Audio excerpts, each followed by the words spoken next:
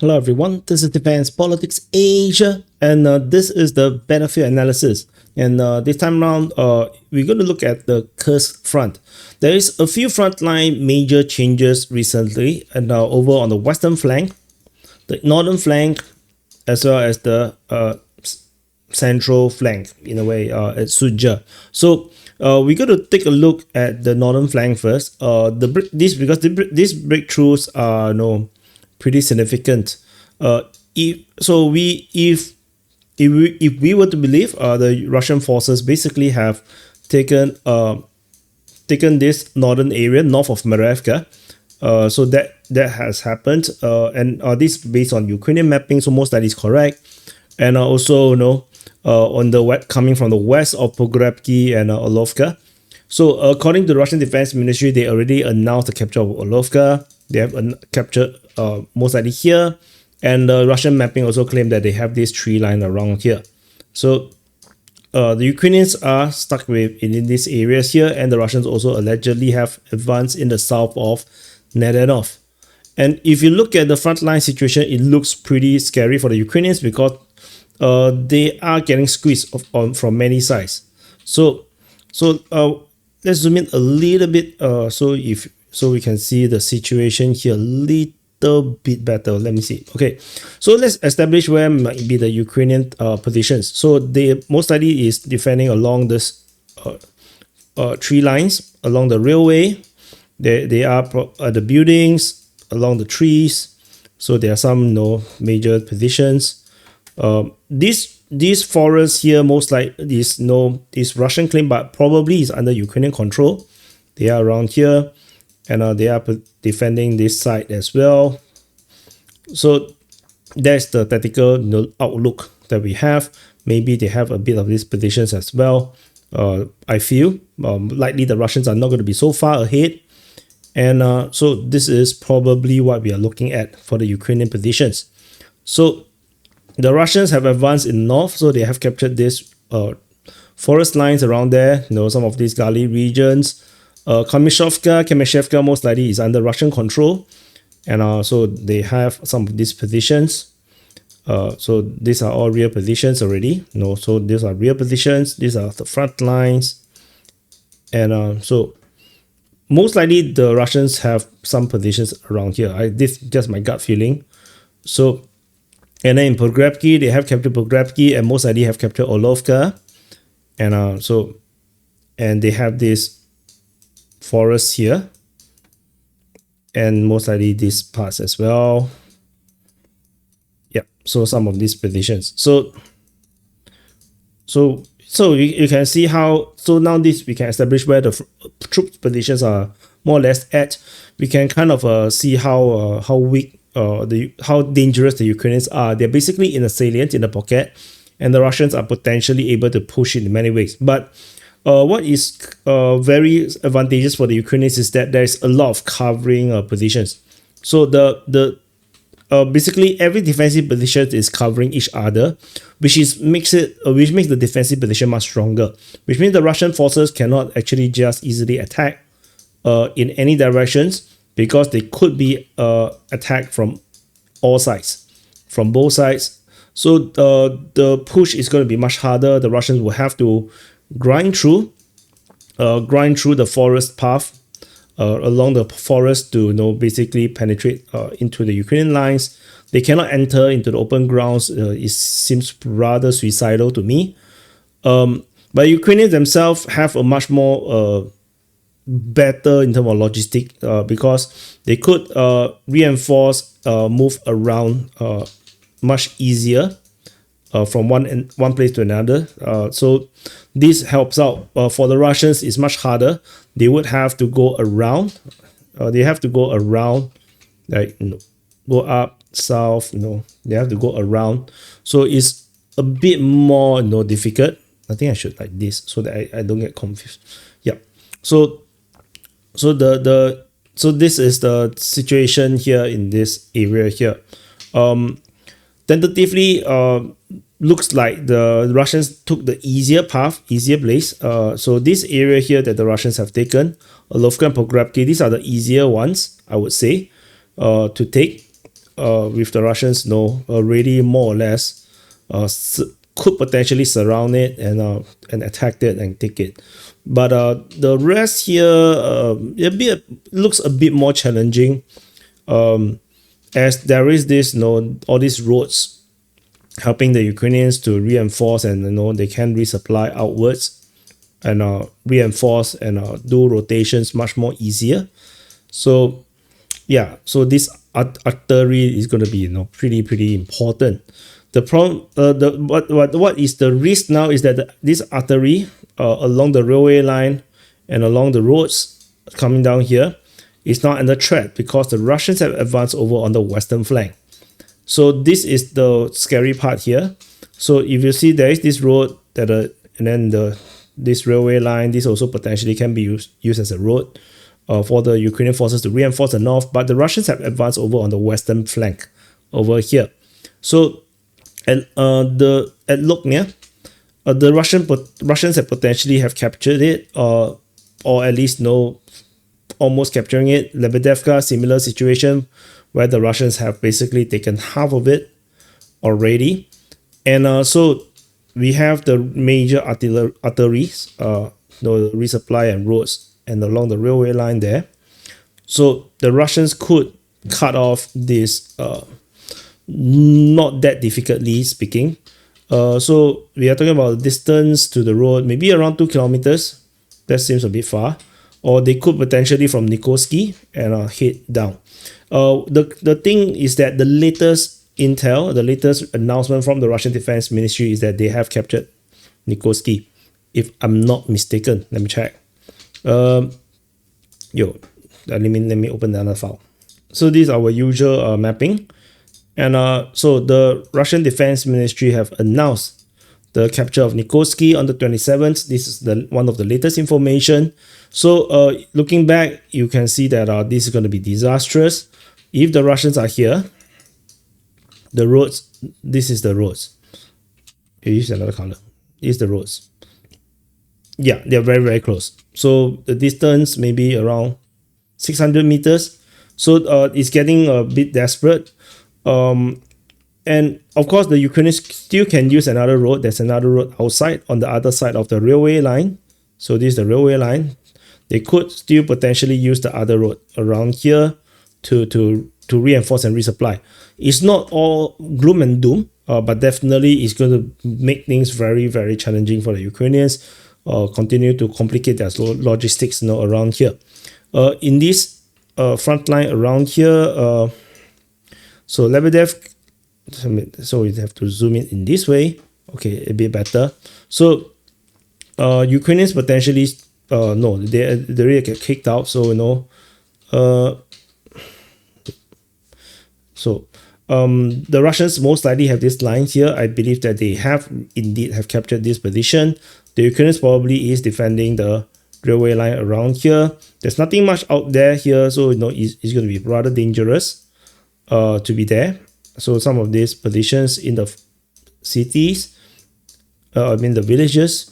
So we have the buildings here, some tree lines, some of the forest positions around here, and at Lebedevka, and then the tree line.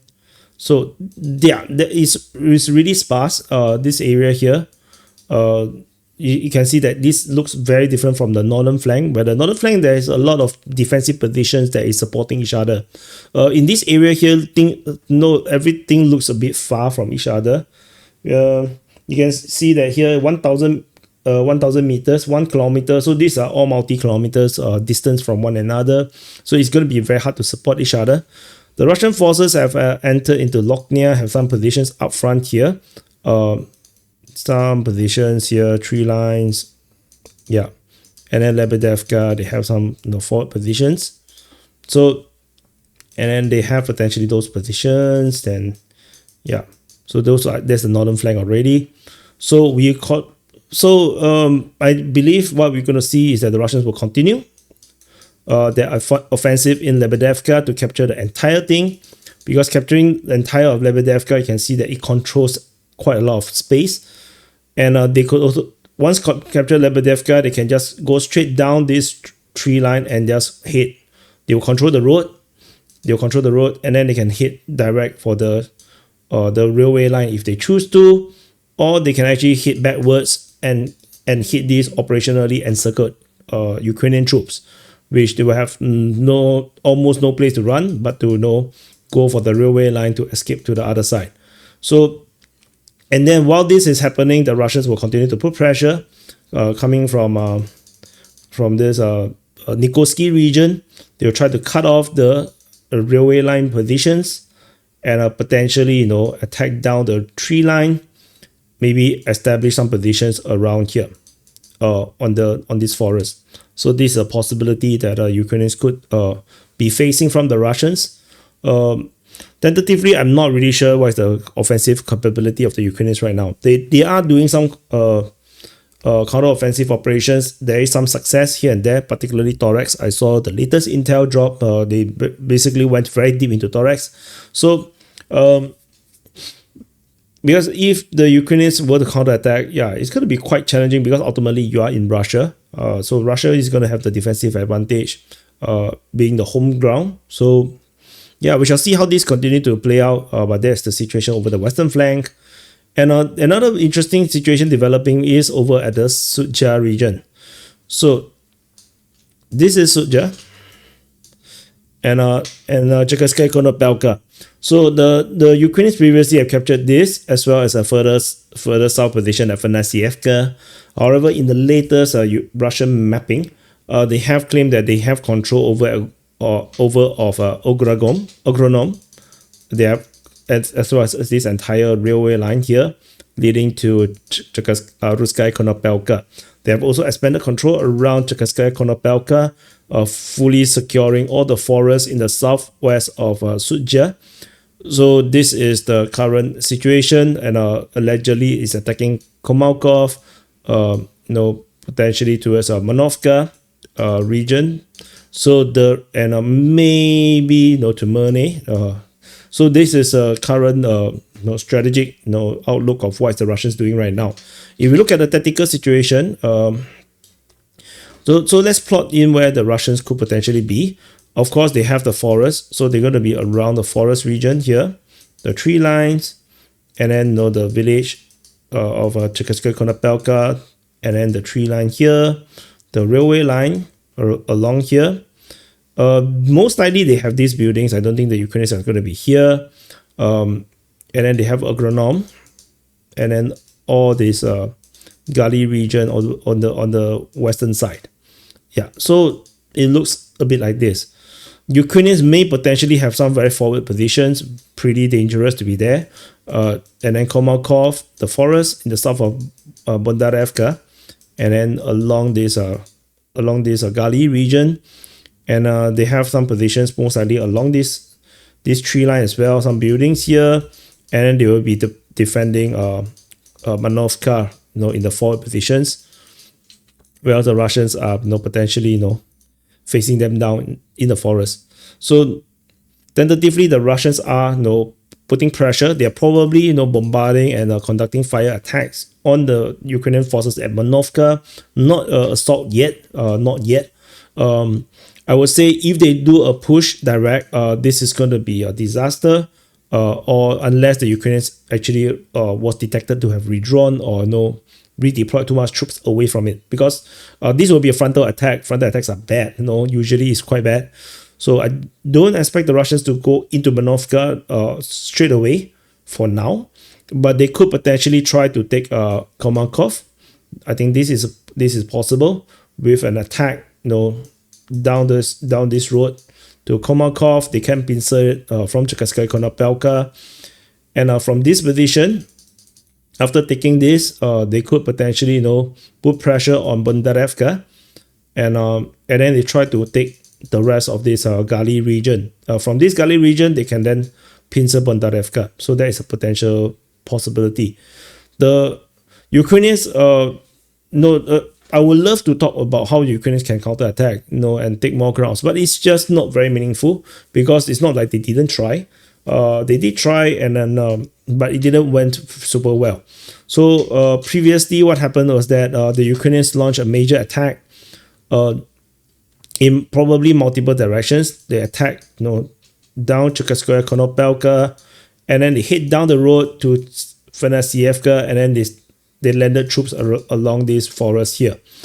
And this attack was pretty successful, but it looks like the Russians are not here. The Russians was on the standoff position further away. Like I think they are somewhere around here.